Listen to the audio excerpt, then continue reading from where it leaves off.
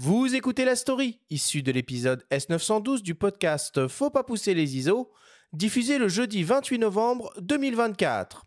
La Story vous est présentée par Sigma, fabricant indépendant d'objectifs et d'appareils photo 100% fabriqués au Japon.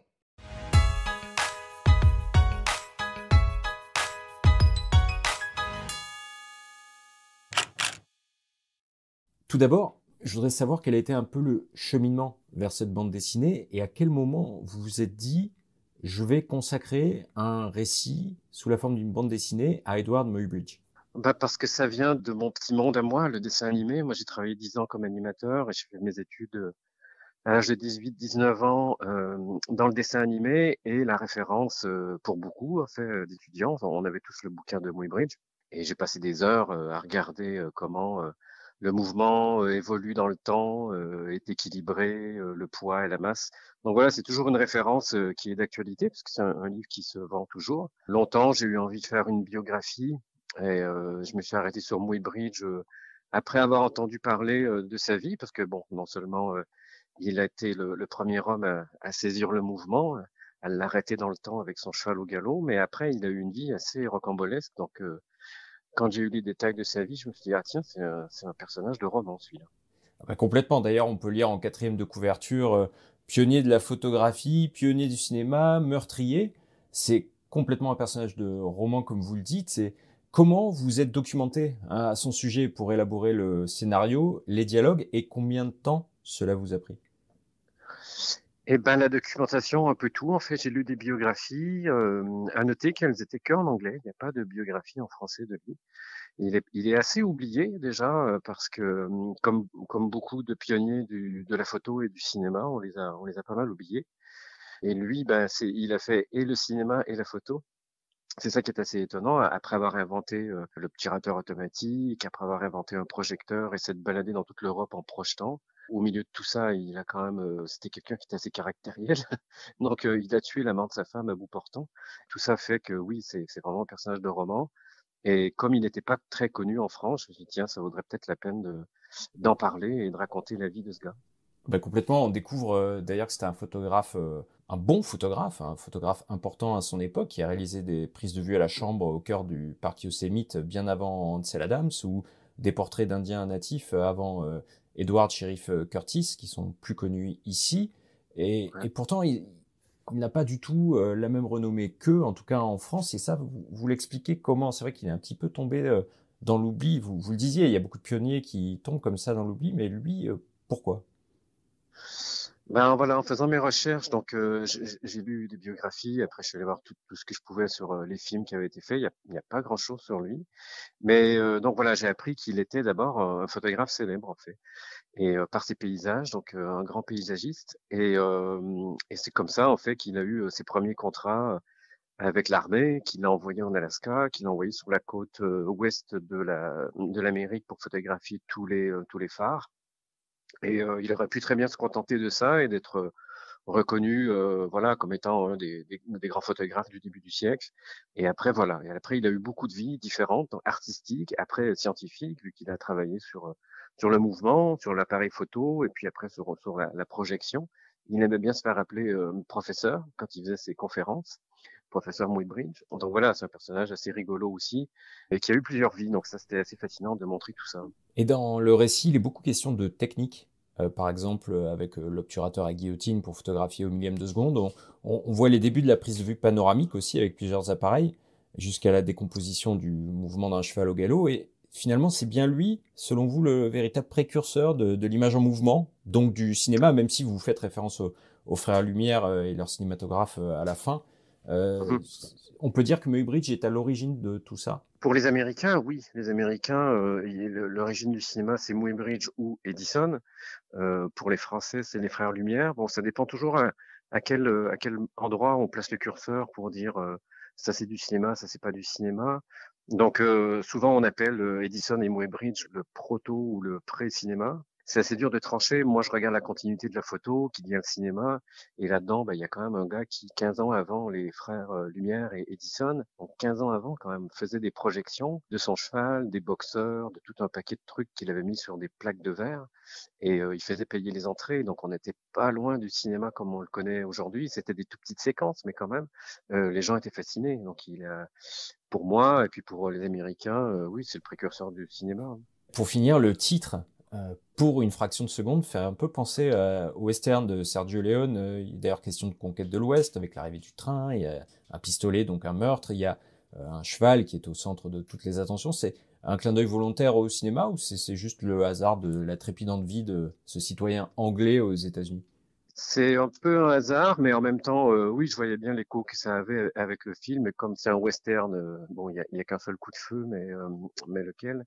Et donc, ça me plaisait bien de voir ce rapprochement avec un western, avec un film de Léoné aussi, pourquoi pas. Après, voilà, pour une fraction de seconde, parce que c'était toute l'implication qu'a eu cette photo sur aussi les peintres, parce que j'ai pas pu m'empêcher de parler de l'implication que ça a eu sur les peintres qui dessinaient les chevaux à l'époque et qui ont dû réviser un peu la façon dont il dessinait ça, et sur le début du cinéma et sur la photo, parce qu'il a inventé la photo instantanée. Après lui, tout le monde s'y est mis, mais d'avoir arrêté, il y a quand même, à l'époque où on était encore avec un chapeau devant l'objectif et on comptait jusqu'à 10, lui, il avait réussi à descendre à un millième de seconde. C'est quand même assez phénoménal.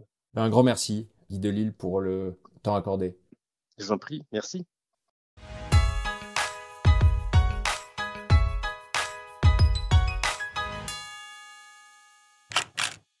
Oh, ça fait une idée de cadeau de Noël sympa là pour quelqu'un qui aime la photo. C'est dispo là cette BD? Oui, c'est dispo, c'est sorti en octobre. Ça coûte 23,95 € précisément. Donc c'est disponible aux éditions Delcourt. Oui, c'est une bonne idée de cadeau. Si vous aimez comme moi les BD en plus de Guy Delisle, hein, il était dans un autre registre. Il a consacré des chroniques à Jérusalem, Pyongyang ou en Birmanie. C'était très autobiographique. Là, il s'attaque à une biographie sur un personnage que perso, je connaissais pas bien, je connaissais deux noms, mais pas plus que ça. Et c'est vrai que quand on lit la BD, on se rend compte, comme il l'a dit, que c'est un personnage de roman et c'est absolument incroyable. Et il est surtout question de technique. Et ce qui est intéressant avec la BD, comme souvent, c'est la vulgarisation en fait et l'accès facile, le côté pédagogique. On a parlé récemment des BD consacrés à la vie de Viviane Mayer ou Lee Miller. Là, on comprend vraiment comment on photographie à la chambre, en montagne, ce que ça comporte de transporter des plaques de verre, le temps que ça prend. J'ai pensé à Eric Bouvet qui consacre aujourd'hui des workshops à ce type de prise de vue, qui a fait un ouvrage Élévation qui est entièrement dédié à ça. Et tout le côté précurseur de ce mec-là, Muybridge, donc bien avant Ansel Adams, bien avant Edward Sheriff Curtis, je trouve est intéressant. Et la mise en parallèle avec les Frères Lumière, enfin, il est question vraiment de tout ça. Et je vous invite à lire ça. Si le côté historique à la fois de la photographie du cinéma vous intéresse, allez-y. Et pour finir, sachez que cette BD vient tout juste d'être sélectionnée. Elle fait partie de la sélection officielle du Festival de la BD à Angoulême qui aura lieu en janvier prochain. Ok. Alors, on fête cette année, ou c'est l'année prochaine, je ne sais plus trop, le bicentenaire de l'invention de la... Il a été fêté cette année. C'est cette année, c'est en Alors, 2024. il a été fêté cette année, mais la date prête, on va dire, à controverse pour la plupart, parce que c'est la toute première, on fête le bicentenaire de la toute première image figée par Nicéphore Niepce, mais qui n'était pas vraiment lisible. Voilà, on peut considérer que peut-être dans 2 ans, ou même je crois 2027 pour pas dire de bêtises, ce serait vraiment la première image popularisée, on va dire, par Niepce à l'époque. Ça, c'est... Bon, le Quai de la Photo a tranché et cette année a consacré une exposition au bicentenaire de l'invention de la photo. Nos confrères de Réponse Photo aussi. Je ne sais pas si toi, Chasseur, vous avez fait partie de ce rang-là, ou toi, tu es plutôt de l'école 2027 pour le célébrer. Oui, c'est vrai que c'est toujours la recherche du point de départ, hein.